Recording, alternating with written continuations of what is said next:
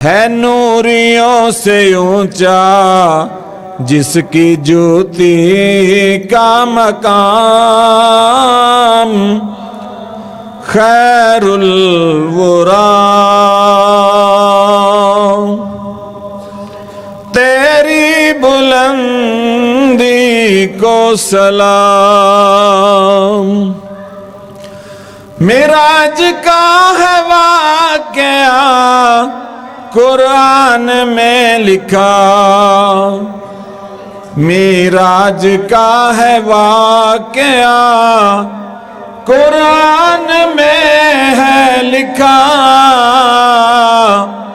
مہمان مصطفیٰ بنے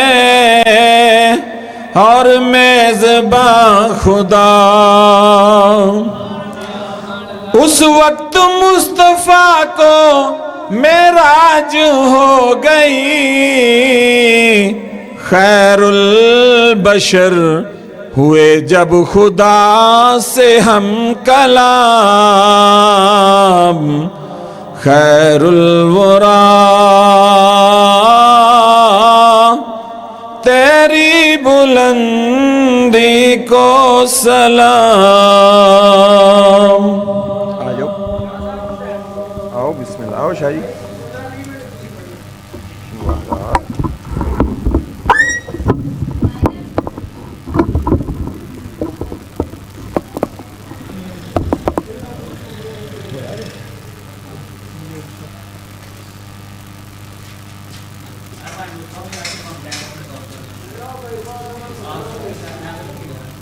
درود بر محمد و آل محمد۔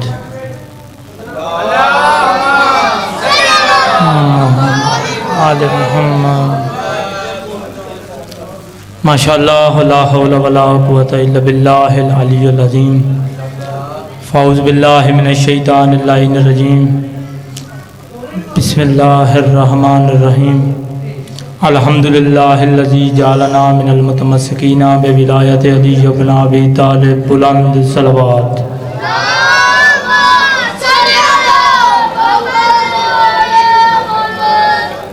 اما بعد فقد قال حق سبحانہ تعالی فی کتابہ المجید والفرقان الحمید وهو اصدق الصادقین وقولہ الحق۔ بسم اللہ الرحمن الرحیم۔ هو الذی ارسلہ بالہدی ودین الحق لیظہرہ علی الدین کلہ ولو کرہ المشرکون، بلند صلوات۔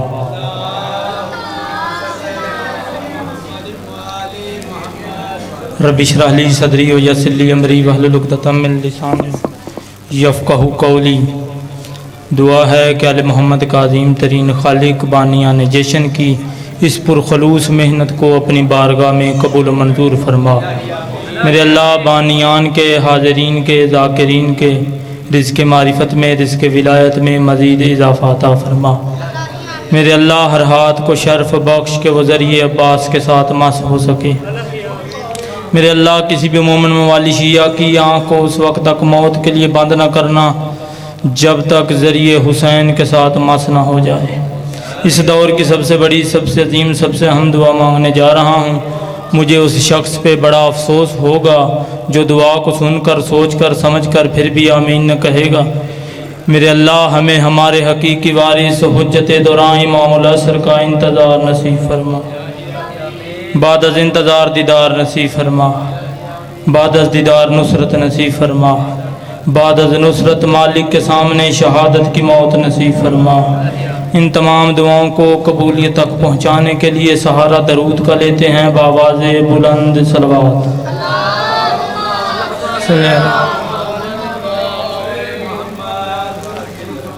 آج کی گفتگو کا آغاز لفظ علی سے کرنا چاہتا ہوں، اجازت ہے کہ گفتگو شروع کی جائے۔ علی بستر محمد پہ سو کے خدا کی مرضیاں خرید رہے تھے، یا محمد مصطفیٰ نے رخت سفر باندھا؟ محمد مصطفیٰ نے چاہا کہ میں مدینہ جا کے ابو ایوب انصاری کا مقدر بلند کر دوں۔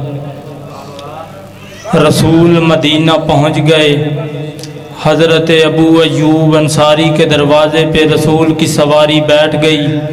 ابو ایوب انصاری موجود نہیں تھے، لوگ ڈھونڈ کے لائے، کوئی ابو ایوب انصاری کے ہاتھ چوم رہا ہے، کوئی پیشانی چوم رہا ہے۔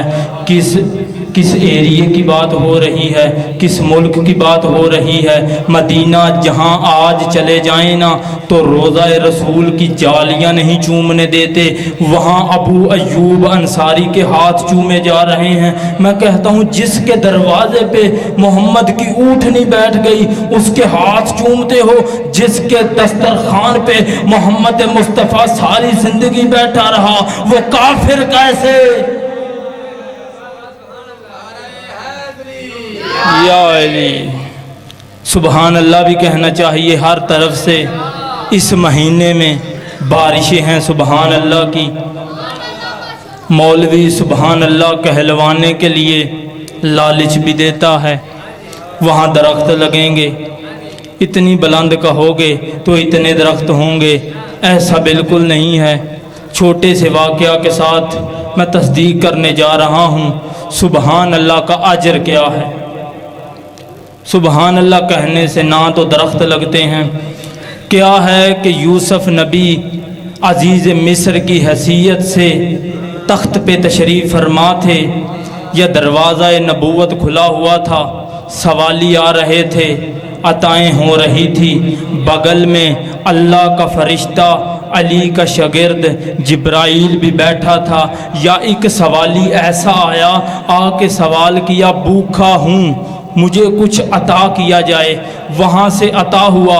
ادھر جبرائیل نبی یوسف کے چہرے کی طرف دیکھ کے مسکرائے، کہا اے جبرائیل میں نے کیا کم عطا کیا؟ کہا نہیں، تو نے پہچانا نہیں یہ کون ہے، یہ جوان تھا کون، تو نے نہیں پہچانا۔ یوسف پہچان بھی کیسے سکتا ہے؟ یوسف کے پاس کل کتاب کا علم تو تھوڑی ہے۔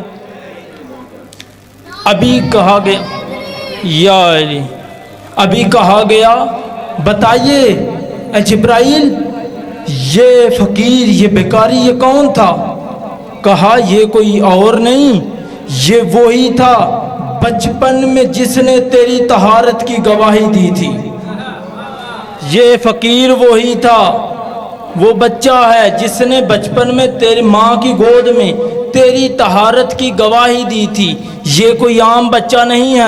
ادھر مصر کا بادشاہ خدا کا نبی اپنے محسن کا نام سنتے ہی تخت سے اٹھا اور گلیوں میں دوڑتا ہوا اس فقیر کو ڈھونڈنے لگا۔ وہ فقیر کو لایا گیا، کہا اگر تمہارے پاس مال نہیں ہے مال دوں گا، زر نہیں ہے زر دوں گا، دولت نہیں ہے دولت دوں گا، گھر نہیں ہے گھر دوں گا۔ کیوں؟ بچپن میں گواہی دی تھی کہ اللہ کا نبی پاک ہے، تو سبحان اللہ کا بھی مطلب ہے کہ اللہ پاک ہے، اور جس کا بندہ اپنی گواہی پہ اتنا کچھ عطا کر سکتا ہے اس کے پاک ہونے کی گواہی دو گے، نہ جانے خدا کیا عطا کرتے۔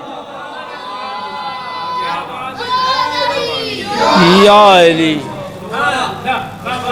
میں نے قرآن کی آیت پڑھی هو الذی ارسلہ بالہدی، خدا قرآن مجید سورہ توبہ آیت نمبر 33 میں ارشاد فرما رہا ہے هو الذی ارسلہ بالہدی، وہ خدا وہ ہے جس نے رسول بھیجے ہدایت دے کے اور دین حق دے کے۔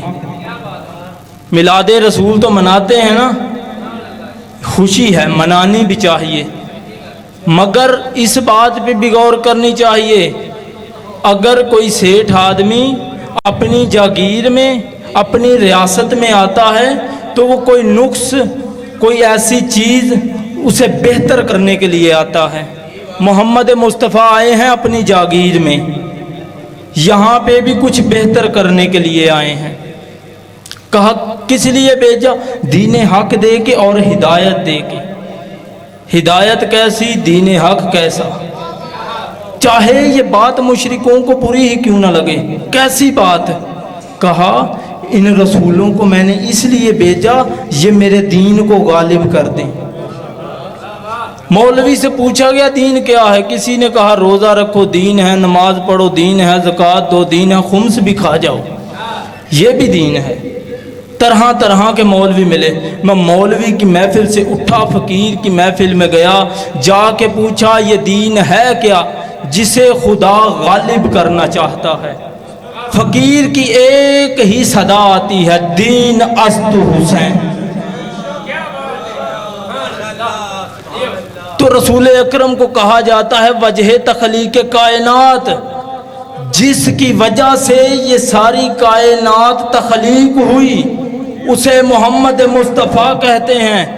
جس دین کو غالب کرنے کے لیے خدا نے محمد جیسا نبی بھیجا اسے حسین ابن علی کہتے ہیں۔ یا علی، اسے حسین ابن علی کہتے ہیں۔ کیسا دین ہے، ہدایت بھی دی۔ مولا مہدی کے ان کی شان میں کیا، ان کی بارگاہ میں اپنا عقیدہ پیش کرنا چاہتا ہوں۔ ایک صرف قرآن کی آیت اور اسی پہ نتیجہ، جی اسی پہ نتیجہ۔ خدا قرآن مجید میں ارشاد فرما رہا ہے بنی اسرائیل میں من قتل ظلما فقد جعلنا لولیہ، جو مظلومیت کے ساتھ قتل ہوا اس کا بدلہ لینے کا حق صرف اور صرف اس کے ولی کو ہے۔ ایران کے بہت بڑے علامہ صاحب فرماتے ہیں یہ جو ہم عید شجاع مناتے ہیں نا، یہ جو مختار نے سر کاٹ کے دیے تھے مولا کی خدمت میں، یہ اتنی بڑی خوشی نہیں ہے جتنی سخی سجاد چاہتے تھے۔ یہ وسیع، یہ ولی نے بدلہ نہیں لیا، یہ صرف ایک مومن کی انفرادی ذمہ داری تھی۔ اصل عید شجاع ہم تب منائیں گے جب امام آئیں گے، کیونکہ وہی ولی ہیں۔